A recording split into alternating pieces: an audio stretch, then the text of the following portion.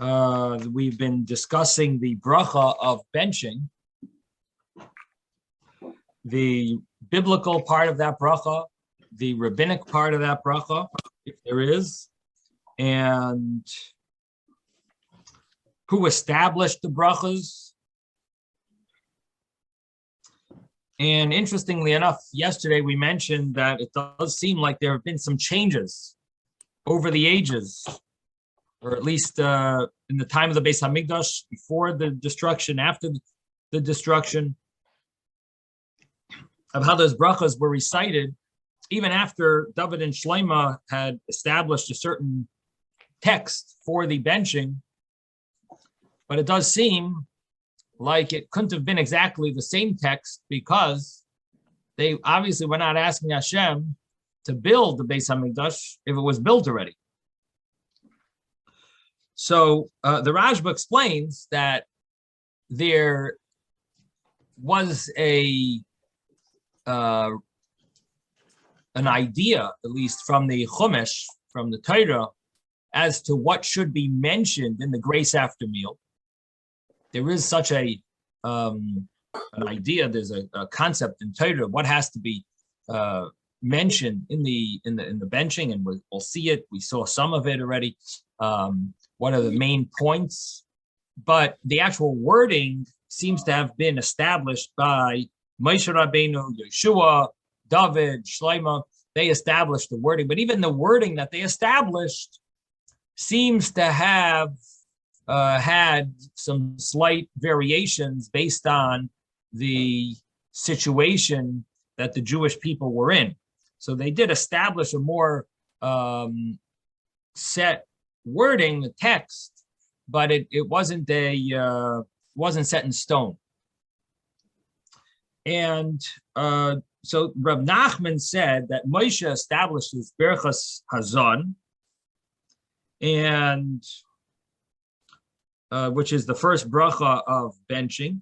And when did Moshe establish this? When they had the man from heaven.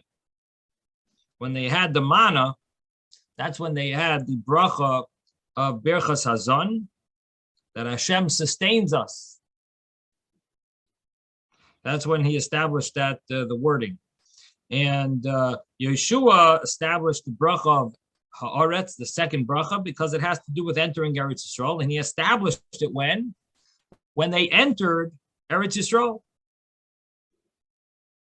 Right after Moshe Rabbeinu passed away, Yeshua took the Jewish people into Eretz Yisrael, and shortly after he passed away, Moshe passed away as Zion Adar, and the 7th of Adar, and Yeshua took them into Eretz Yisrael in the beginning of Nisan. So that was basically a month later. So so he established the bracha of thanking Hashem for Eretz Yisrael. Yeshua established that, but he gave the text. He arranged the wording for that bracha, and then David and Shlomo established the third bracha, which has to do with Boinei Beracham of Yerushalayim Amen. That's how it ends. At least starts with Rachem, and the actual wording, our Gemara, it's a little unclear what the wording is. It seems that there were two versions to that bracha in the beginning. The truth is, the beginning and the end. Is it Rachem or is it Nachem or Nechama? There seems to be two versions of how to say that bracha, but basically, David and Shlomo established that bracha, and specifically, David established the bracha for Yerushalayim, and Shlomo HaMelech established the bracha for the Beis Hamikdash. And as we'll be learning in the book of Shmuel Beis, how David accomplished getting Yerushalayim, and Shlomo built the Beis Hamikdash, which is in Melachim. So the Gemara then mentions that the fourth bracha was established in Yavne, which basically means it's rabbinic. It was established in Yavne, and the reason why it was established had to do with the Haruge Beitar, the ones that were the murdered of Beitar. And in fact, I was looking it up in this Codex Judaica which is a book of Jewish history that I don't know if you could actually see this, but it's a nice book. It goes through the whole history of the Jewish people from creation, from Adam and Eve, all the way until today. And it mentions that it goes through like all of these very short and sweet, and or I shouldn't say sweet, some of it is painful to read, but the Beitar and Bar Kokhba revolt in the year 133. This was in the year 133, so it's approximately 63 years after the Beis Hamikdash was destroyed. And Bar Kokhba, who was the questionable Mashiach of the day, some thought that he was going to be Mashiach, he ruled in Yerushalayim for over 2 years, and the Romans had to send troop reinforcements to recapture Eretz Yisrael, and they did not engage in open battle with the apparently more powerful army of Bar Kokhba. Now that's unbelievable to think that Bar Kokhba had an army that the Romans were afraid. This is the Romans in the time in the time when they were the superpower. They were afraid of Bar Kokhba, and they didn't engage in open battle with him because he was apparently more powerful. But they had 24,000 soldiers, I think. I'm sorry, I can't hear you. Say that again. I think he had 24,000 soldiers, Bar Kokhba. That I don't know, maybe. But I would think that the Romans had 250 soldiers, you know what I mean, or more. And they had much more preparing and planning for their army as well. Yeah. But nevertheless, the Romans began staging sporadic attacks on outlying posts and towns. Reb Shmuel and Reb Shimon were captured and killed. They were the first two of the Asara Haruge Malchus, the 10 martyrs. And then upon hearing of their death, Rabbi Akiva realized that Bar Kokhba was not Mashiach. So the Romans continued their partial conquests, capturing many fortresses and towns. Hadrian himself came to supervise the conquest until they had retaken much of Eretz Yisrael.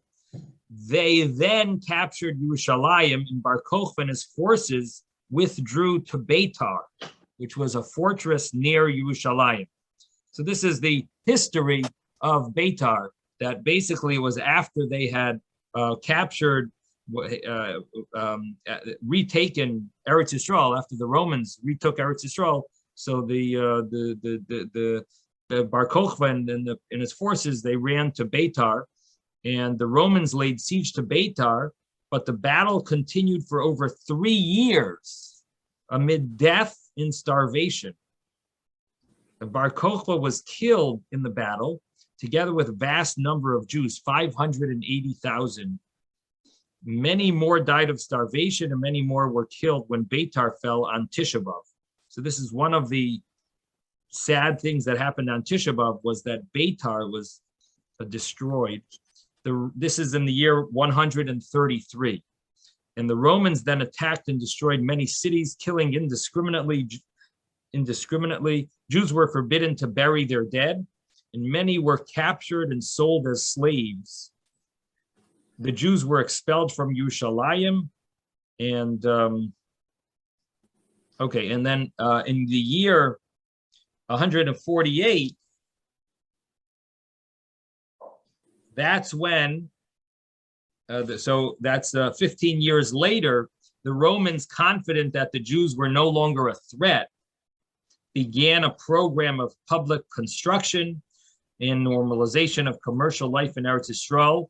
And the Tanoim had cautiously called sessions of the Sanhedrin, the academy, in a place called Usha, which is in the Galil, in order to reconstruct the process of clarification of the Torah laws that had previously been commenced in Yavne. And a group of Tanoim settled in Eretz Yisrael, headed by Reb Nosson. And then it mentions that Reb Shimon Bar Yochai was sent to Rome to plead to the emperor Antoninus Pius to have the bans on Jewish observances officially lifted, and he succeeded in his original mission, permission was also granted on the 15th of Av to bury all the dead. So this is 15 years after 133, the year 133. So this is in the year 148, that on Tu B'Av, the 15th of Av, that's when they got permission to bury the dead. And the Tanoim gathered temporarily in Yavne and instituted another blessing in the Berchas HaMazon.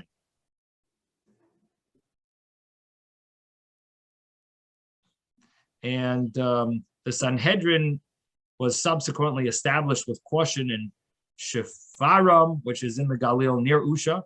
Reb Nosson was the Av Bezin, Reb Meir was the Chacham, and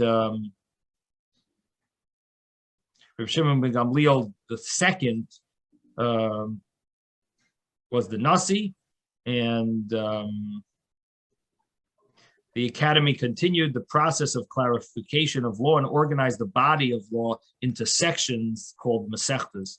So this is the story, and this leads to the story of Reb Shimon Bar Yochai. Happened in the year after that. 149 was when Reb Shimon Bar Yochai had to hide for 13 years in the cave, and that was in the year 149. So that's the just give you a little of the context of the history. Okay, yes, Ben. I wanted to say Moshe tiken et brachat hazan beyeridat haman, right? When the man was not in Adar 7.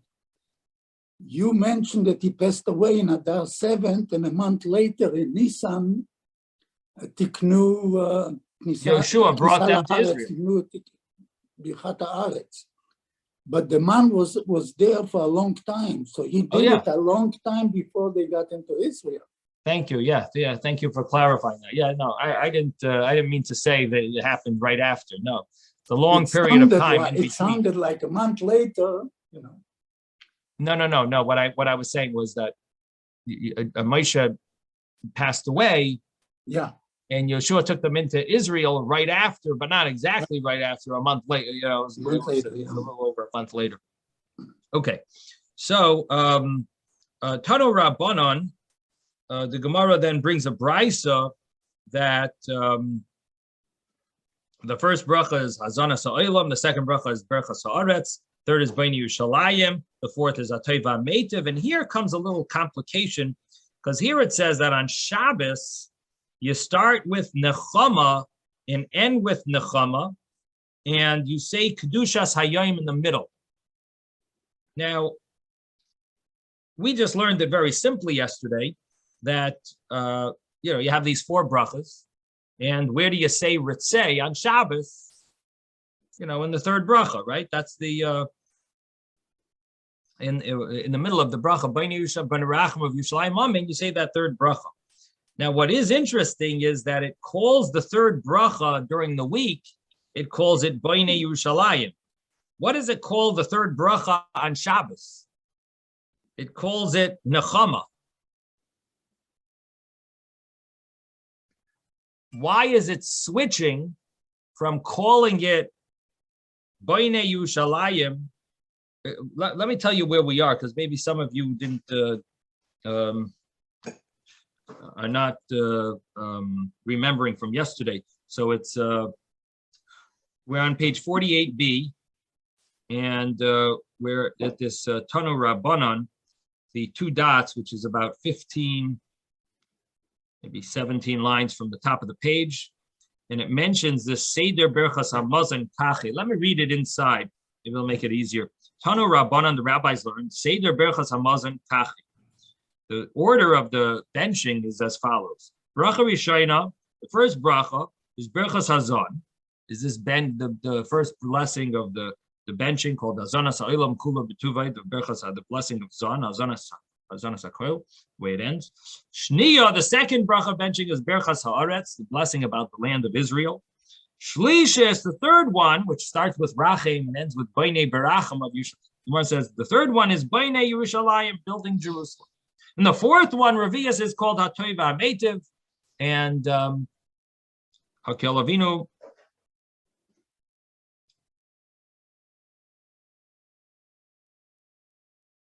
And it continues with Hatoiva Meitiv. And that's the fourth bracha. Now, Shabbos, and on Shabbos, the Bryce is telling us you're going to have to add ritzei. Where do you add ritzei? Maschil ben achama, u'masayim ben achama. You start with consolation and you end with consolation. V'omer kedushas hayoim be'emtza, and you say the holiness of the day in the middle, which means ritzei. Ritzei is that additional paragraph that you add on Shabbos. So which bracha are you adding ritzei in? The first, the second, the third, or the fourth? Ritzei, the third, I thought. The third, nechama. Nechama, it calls it the third. Now, if you look a line earlier, what was the third bracha? What did the Brisa call the third bracha? It called it Boinei Yerushalayim. Boinei Yerushalayim, yeah. And now it's calling it nechama. So here, Taisha says, he brings Rashi.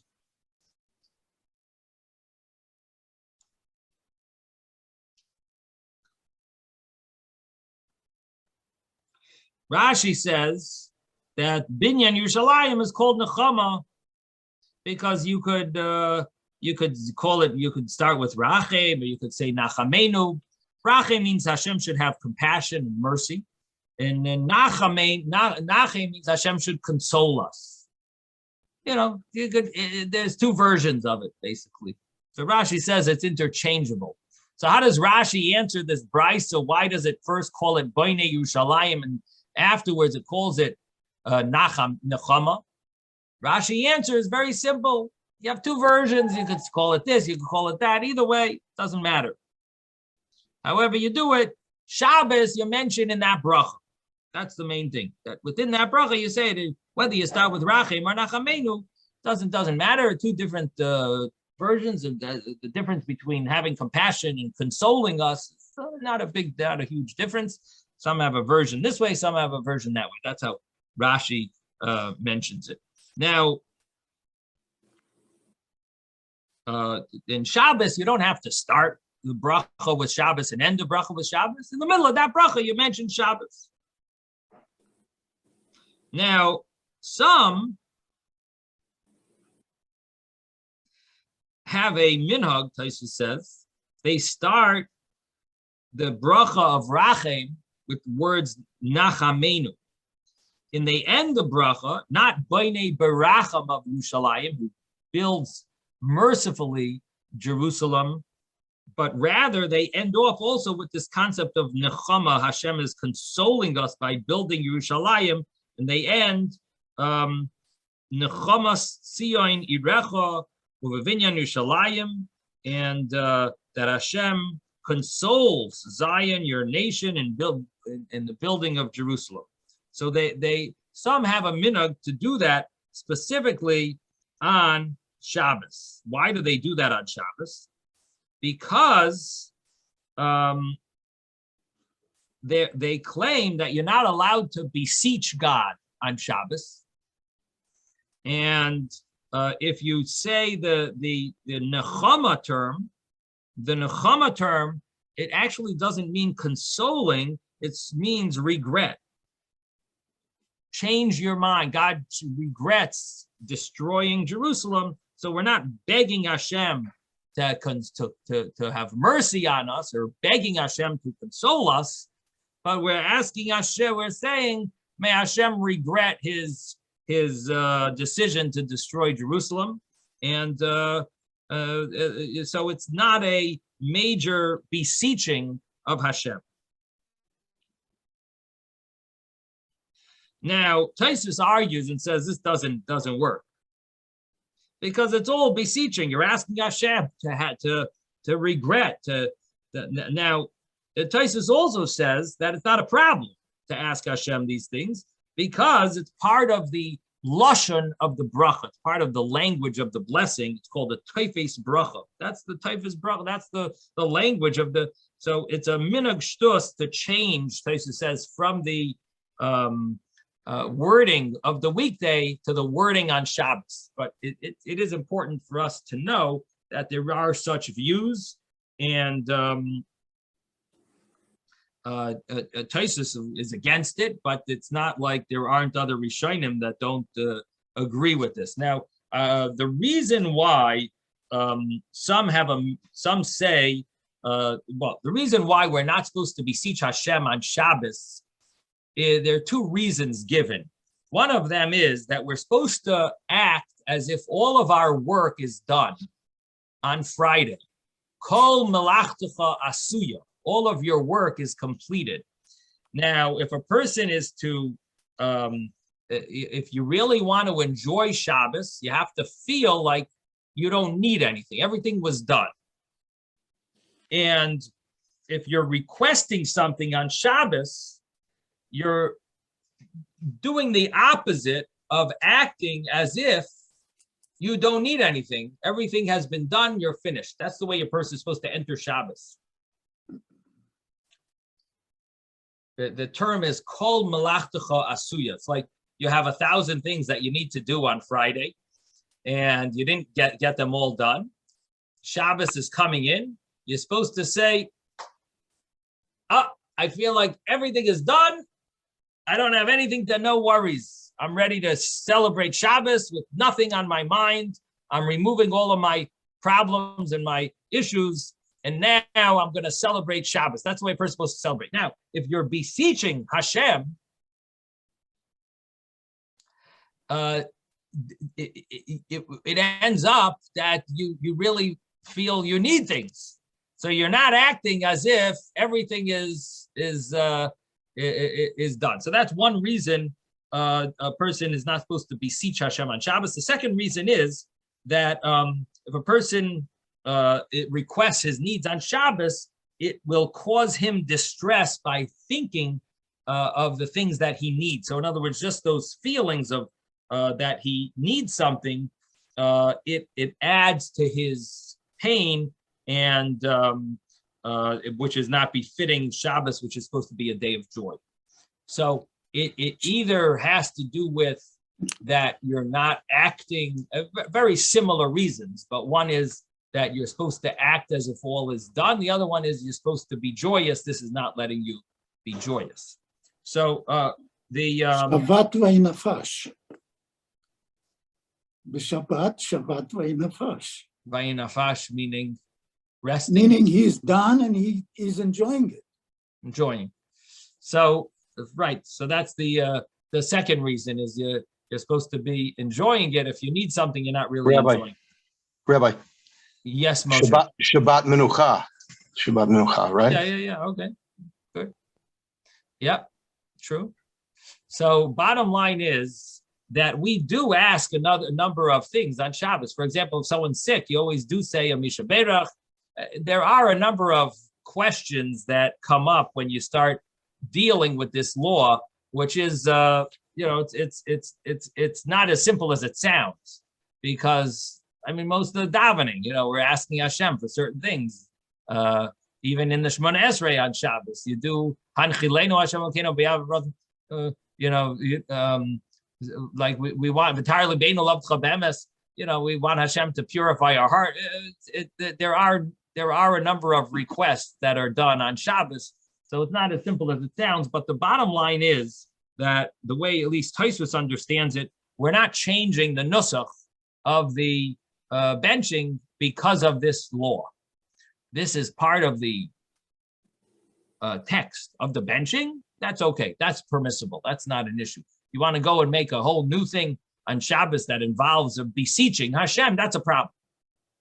But if you're just reciting the benching, that wouldn't be an issue. And therefore, Tosfos is of the opinion that you're not supposed to change the nusach of the way the benching is between Shabbos and the weekday. Now, I believe, and maybe Ezra can clarify, I believe that the Sfardim do actually make a change in the nusach, and maybe they do say Nachamenu. I don't know.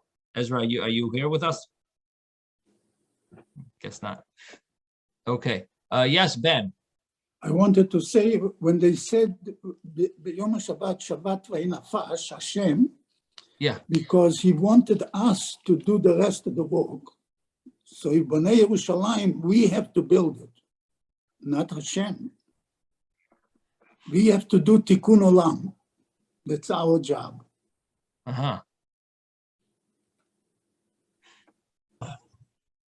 But we can't work on Shabbos. No, not on Shabbos, but we can ask, to build Jerusalem, that we should build it, not Hashem. So you sound like a mitnachel, someone a real Zionist wants to. We have to do it. That's for sure. Okay. Yes, as Ezra, I see is here. Okay, Ezra, tell us what's the minhag in the Sephardic.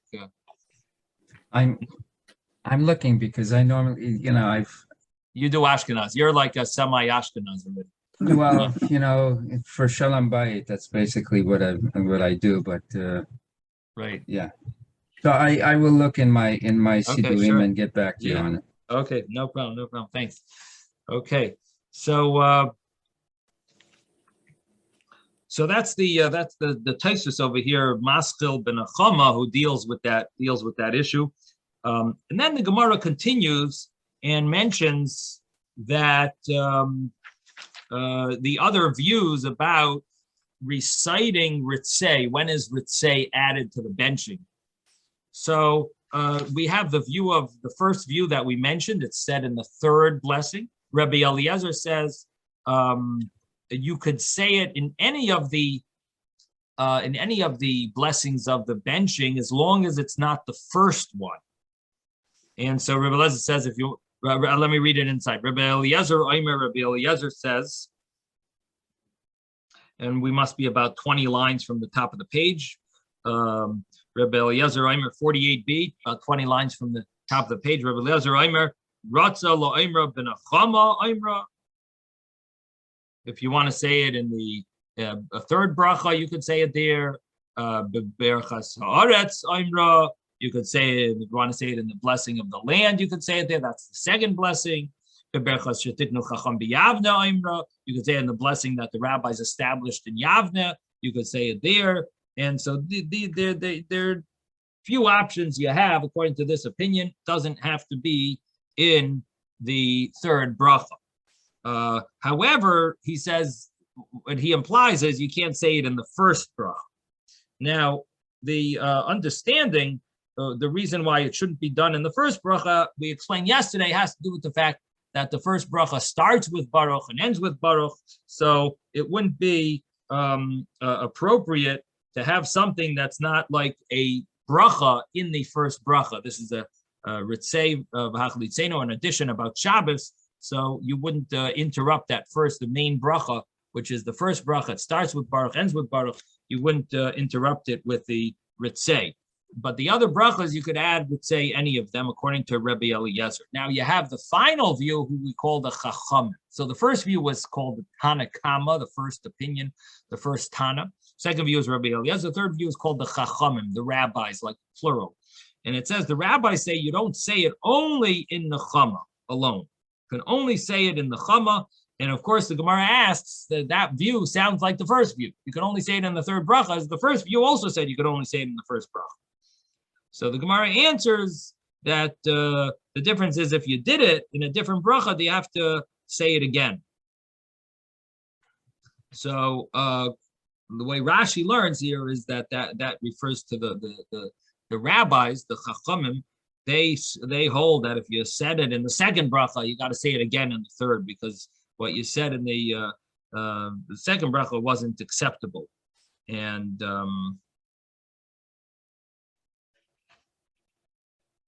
or if you said in the wrong one, you finish benching, you'd have to go back and bench again.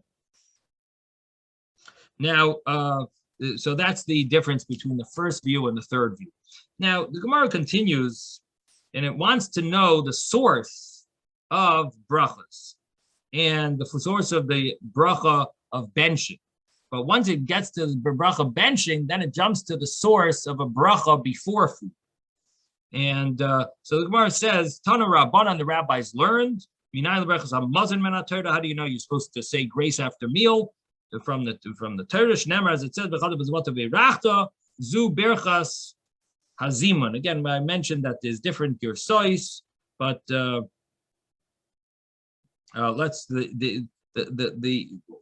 one way is that the v'achata v'zavata v'irachta is zimun, because that's the first words of the verse.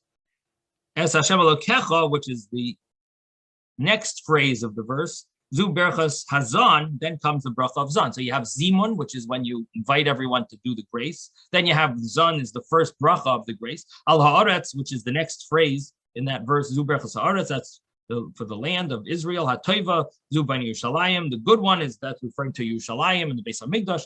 And it says harateva zeva halavanaim, this good mountain, and the Levanaim, which refers to the Beis Hamikdash. And then you have Asher Nasan Lach, Zu Hateva Meitiv. Then it says afterwards, Asher Nasan Lach, which refers to Hateva Meitiv. Again, the next phrase, the final phrase, the phrase afterwards in the verse, that refers to Hateva Meitiv, which means that this brisa is following the view that Hateva Meitiv is biblical. Again, we've mentioned that view, that there is such a view that Hateva Meitiv, the final bracha benching, is biblical. It's not the accepted view. We hold that Hateva Meitiv is rabbinic, but there is such a view, and this brisa seems to follow that because it talks about learning from the verse all the brachas, and it includes the bracha Hateva Meitiv. It implies pretty clearly that Hateva Meitiv is also a biblical obligation. And then the Gemara says that's for after food. What about before food? Ainly that only tells us about after food. What about before food? And the Gemara says, how do you know you have to say a bracha before food? Amrit kal v'chomer, you have a kal v'chomer, an a priori argument. What is this kal v'chomer? If a person is satisfied, say a bracha for sure when you're hungry and you're about to eat and you're about to quench your thirst and satisfy your hunger. So for sure, you have the food in front of you. For sure, you should be thankful to Hashem. Now, the truth of the matter is, we did mention this a while back when we were learning the first page of the 6th chapter.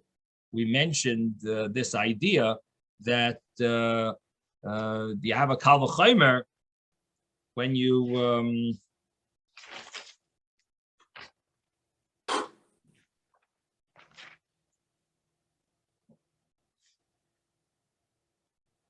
you have a kal v'chomer that you have to say a bracha before food, because if you say a bracha after food, for sure you have to say a bracha before food. Now, Tosfos on the side over there said it can't be a real kal v'chomer, because if so, then that would mean that the blessing before food would be biblical. And we know that there are times when a person, let's say, is impure, he does not recite the bracha before food, but he does recite the bracha after food, which implies that the bracha before food is only rabbinic, and the bracha after food must be biblical. So Tosfos tells us there that it must be that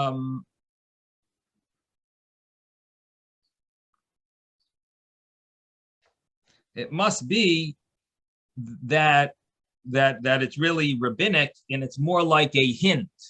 The Gemara used the term kal v'chomer, but it doesn't mean a full-fledged kal v'chomer. It's giving us an idea that there is some logic to saying a bracha before eating, but it's not doesn't fall into the category of a full-fledged kal v'chomer, because otherwise it would be a biblical obligation. Now, the Gemara continues and says, Rebbe says, Einoi tzarich, you don't need to learn it from a kal v'chomer, because he says this is the way it's learned from the psukim, that you could see it in the verse, V'achalta v'savato v'irachta, that it says you should eat, you'll be satisfied, you will bless. Zu berchas hazon, this is the blessing for first bracha of the benching. Aval berchas hazimon, But the blessing for the Zimun, you don't need to learn from this verse because you have another verse. Where do you learn it from? Migadol Hashem iti nafka, you learn it from a pasuk, let's exalt Hashem together, which implies when you have a group, you have to give praise to Hashem. So if you're learning it from a different pasuk altogether, guess what? You're going to have an extra verse, an extra phrase in this verse. So you're going to be able to learn about a bracha before food. What's the extra phrase? So it says al haaretz is zu berachas haaretz.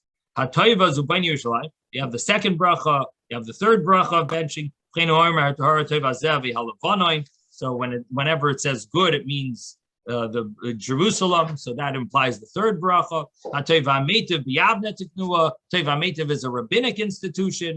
Ein liela liacharav. So we see from here you have to recite a bracha after benching the fun of minayin. How would you know that you have to recite a bracha beforehand? So the Gemara says, Asher nasan lach, that he gave you, which implies Misha nasan lach,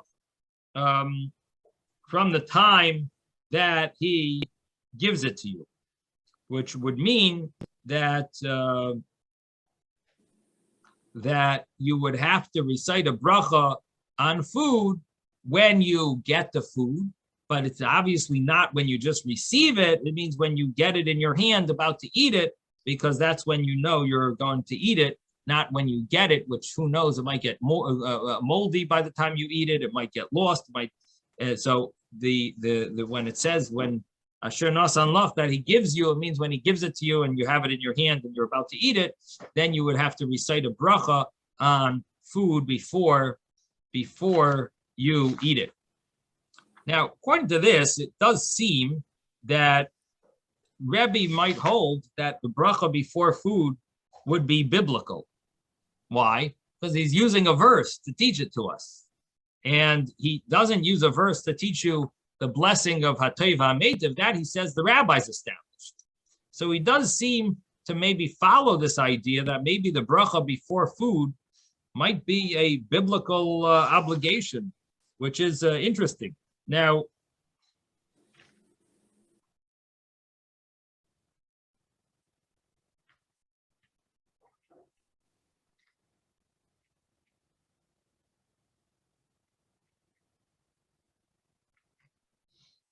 there is a way to learn, which maybe is not the simplest way, that these verses are only asmachtos. They're only they're hints, but they're not exactly an obligation.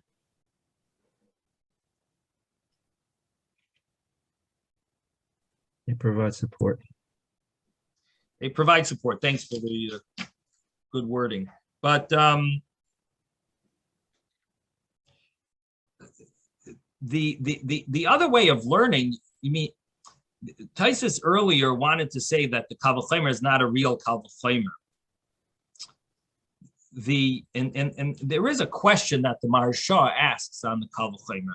Maharsha says maybe only when you actually eat and enjoy, that's when you would have to say a bracha. But before you got the enjoyment, who says maybe there would be an obligation? In other words, you want to make a priori argument. If you're satisfied, if you ate, you have to say a bracha for sure. Before you eat, for sure you should say a bracha on the food. Not necessarily. Maybe you could say that after you ate, you already benefited, then you got to thank God for gratitude. But here you didn't eat yet, you're still hungry, so maybe you don't have an obligation. So that's Maharsha's question. Therefore, they want to say that these Kal V'chomers are not real Kal V'chomers. Now, if you're going to say it's not a real Kal V'chomer, then the next Gemara would seemingly continue with this logic that this is not a real Kal V'chomer, so it's only it's a rabbinic law. So the next Gemara, you'll also say that it's like an asmachta. It's also just something to rely on. The rabbis had a verse to base it on. Now, the Rashba does seem to say that these opinions are believing that it's biblical, and we don't follow this way, but these are views that actually hold it's biblical, and that would fit better with our Gemara. because our Gemara seems to be looking for verses for all of these blessings. The blessing be after benching, the first bracha after benching, the second bracha after benching, the third bracha. So it does seem to lean towards the way the Rashba is learning, that these are actual obligations on a biblical level. The opinion that says it's a kal v'chomer holds it's a biblically you would need to say this bracha, and Rebbe gives a verse. This is a biblical obligation. So it does seem that there is such a option of learning, and that's the way the Rashba seems to be learning. So again, so far we have two sources that you would need to say a bracha before food. One was a kal v'chomer, and the other one is a verse that it says asher nasan lach. So these are so far two sources to say a bracha before eating. And again, we mentioned we hold it's rabbinic, but there is room to say that these are real biblical sources. Yes, Ben? I wanted to say, before you're really blessing God for making that food, after you eat, you're blessing him for being full and saturated with the food. So it's a different thing. Before you eat it, you're blessing him for making it for you. He made that food. I'm sorry, I have He arranged shut off the phone. He arranged it. So in other words, it's a different things. Ben wants to say that there's two different things over here. One is the fact that God provided it, and the other one is the satisfaction of the food. That's a very nice point that you're making, that it's two separate things. The question is, so if it's two separate things, which one would you learn from the other? Which one is more obvious that you have to thank Hashem for? The one that you got satisfied from, or the one that God provided to you? Would you say, if you thank Hashem for providing it, for sure I have to thank Hashem for giving me the benefit? Or we'd say the opposite. If you thank Hashem for giving me the benefit and enjoying the food, for sure I should thank Hashem for the providing it. Which one would be which way would you take the kal v'chomer? You're muted, Ben, so we can't hear you. In other words, Hashem is not really asking you to thank him for making it. He's asking you to thank you when you are full. But you as a human should feel that you should thank him for providing the food too. And is that a kal v'chomer? Would you be able to say for sure you have to, or would it be just a nice thing to do? I want to know which way is a kal v'chomer. Which one is more powerful? I would say once you ate it, that's for sure. So then that doesn't fit with our Gemara then. Our Gemara says kal v'chomer. Yeah, I understand. So now, so we got to find an explanation the other way. Yes, Mordechai.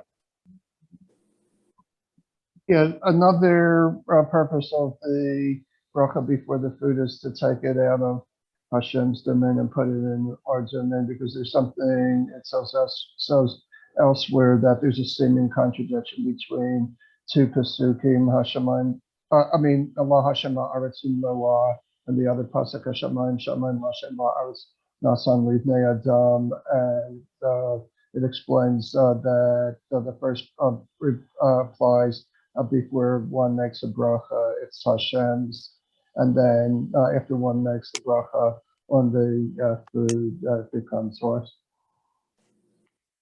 Okay, so according to that, which one do you think is more obvious that we should thank Hashem for? Would it be more obvious to thank Hashem that He gave it to us, that He's giving it to us, or that we're actually being satisfied from it?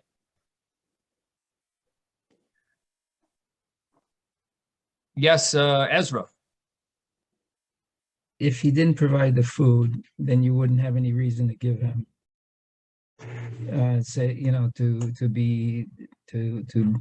To bless and thank him at the end. So therefore, that's the kal v'chomer, is that say the bracha at the beginning, then for sure, when you are satisfied, etc., then the requirement would be that you v'savata, berachta v'savata. That's when you would do it.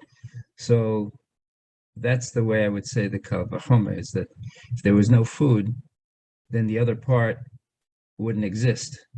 So But if there therefore, was, huh? but you could say the opposite also. If I got food, but I wasn't able to eat it, what good is the food? You know what I mean? So maybe you could say the opposite. I hear you. What good? If you didn't have the food, there's no satisfaction. But if there is food, what good? There's no satisfaction either if you don't eat it. So I think it could be both ways. The minute you finish the blessing. You are going to eat it the minute you finish the blessing. Now, I understand that the norm is you're doing both. You're getting the food and you're eating it. But Ezra's saying that the fact is that you really, for sure, have to thank Hashem for giving it, because if he didn't give it to you, you wouldn't be able to eat it. Right. And you wouldn't be able to make the last blessing. So it's to me, it's the fact that if he didn't provide the food, then the last part wouldn't be operative.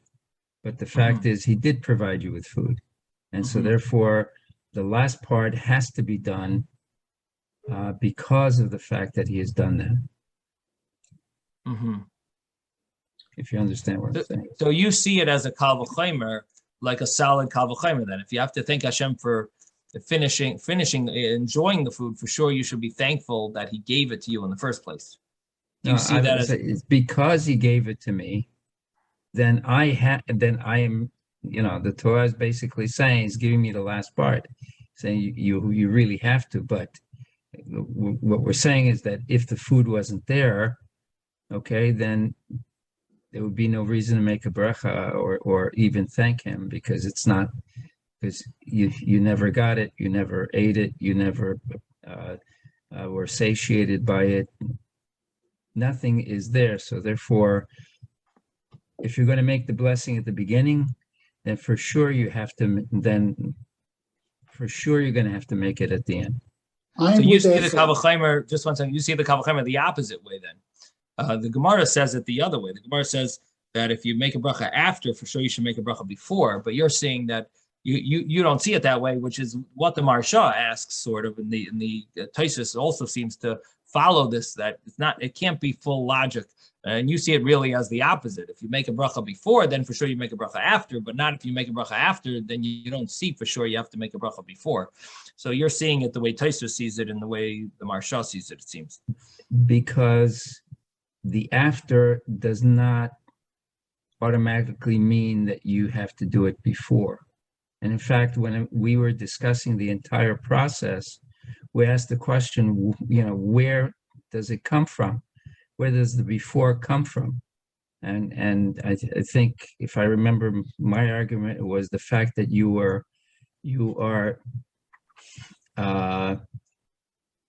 elevating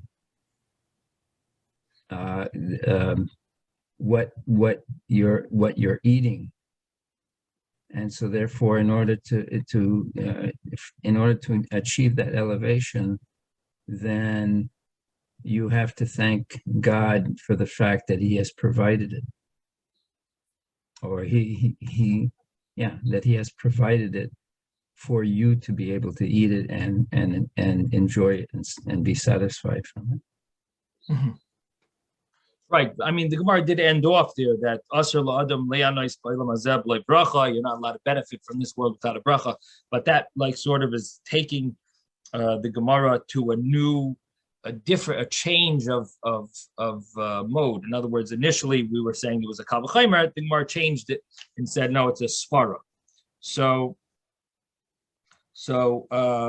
bottom line is that there seems to be some questions on this kal v'chomer, especially by some of our participants, and that's why it seems that the commentaries don't consider this a full kal v'chomer. However, the Rashba does seem to say that he holds that there is a kal v'chomer, and the other opinion is that it's biblical. So it would be interesting if we could try to figure out a reason why, how to understand this kal v'chomer in a more convincing way. But so far we have these two views, and the source of reciting a bracha before eating is either a kavachaymer or from the word asher nasan lach. And then now comes Reb Yitzchok, who's going to give us a third view. Reb Yitzchok Omer Einay Tzarech. So we're on page 48b, and we're by Reb Yitzchok, which is the line before the medium-sized lines. Must be about 30 lines from the top of the page. Reb Yitzchok Omer Einay Tzarech. You don't need to bring a source from that verse, because there's a source from a different verse that you recite a bracha before food. Harehu Aimer, it says, Uveirach eslach mucha besmimecha.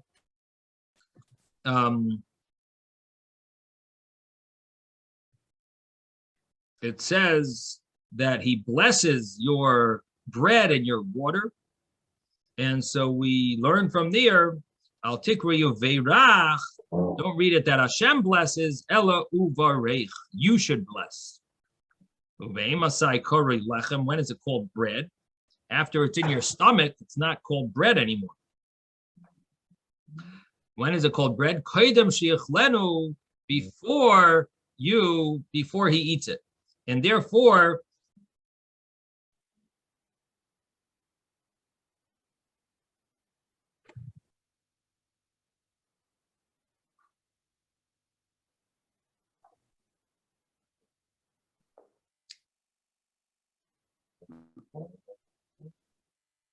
Rabbi, we don't hear you.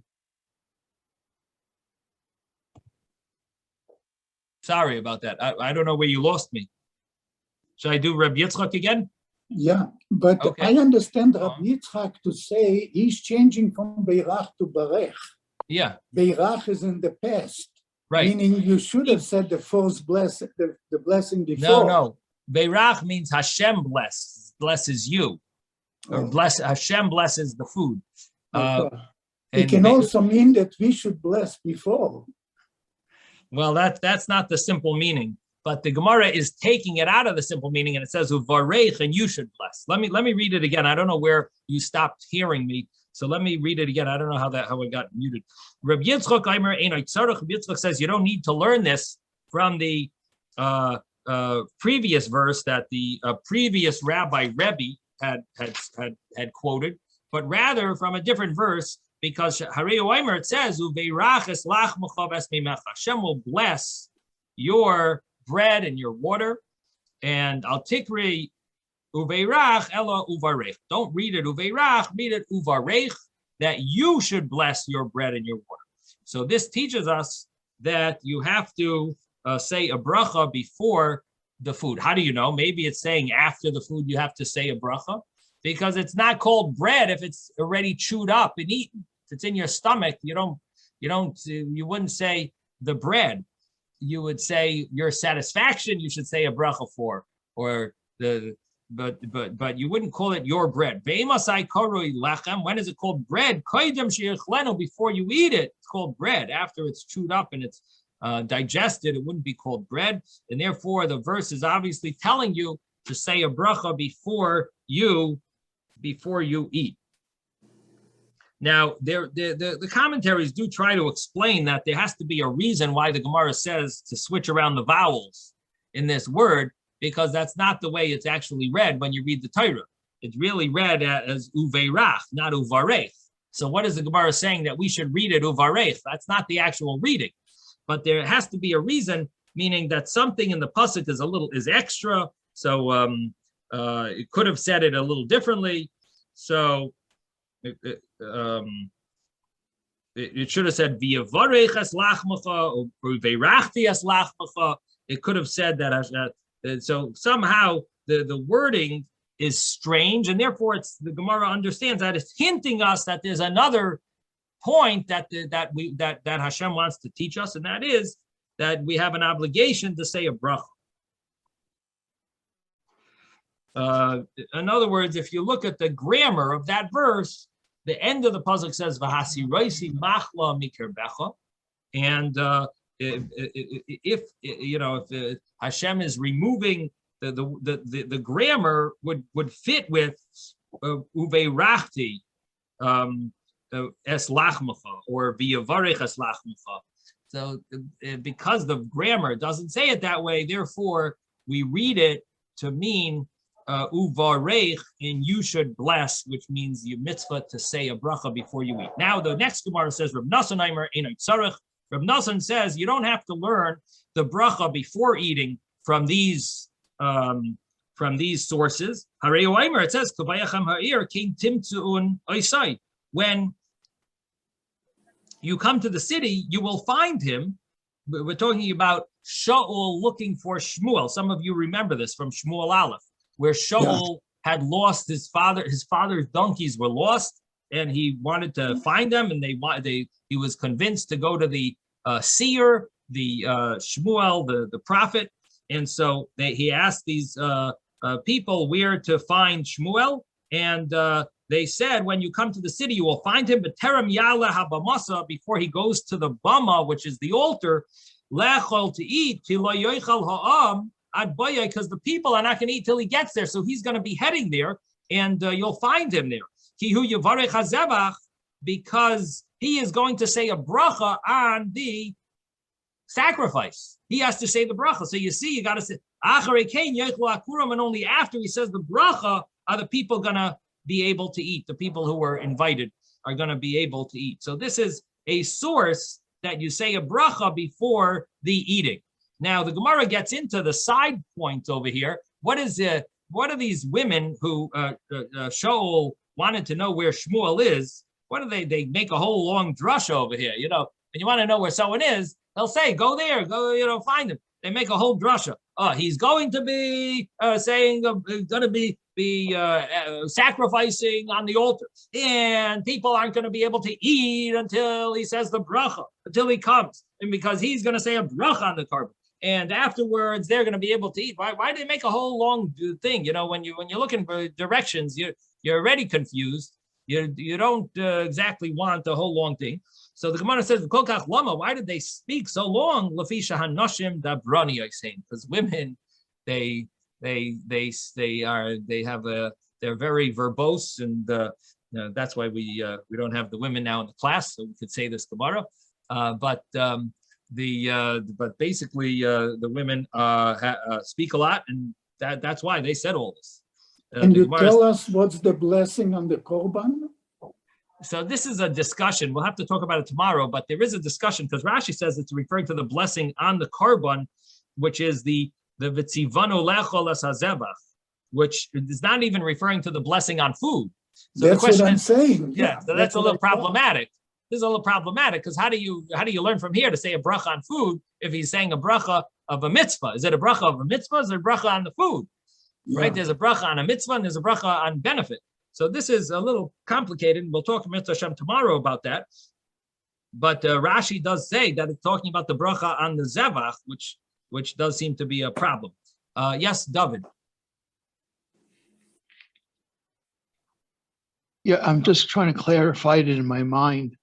We're trying to say these things are from Midaraisa, this is from Torah, this is the Rabbanan.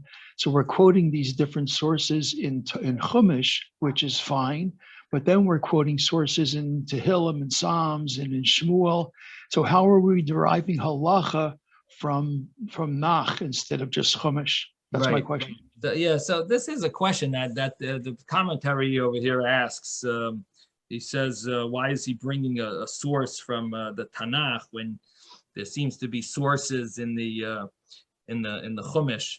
But generally, I will tell you that, the answer they give here, the Pnei Yeshua says that it's only an asmachta anyway. It's only something to rely on. It's a rabbinic anyway. So therefore, we're able to bring a pasuk from Shmuel, and it's not Chumash. Because in other words, the Pnei Yeshua is learning that this is it's only something like a source. It's not an actual proof.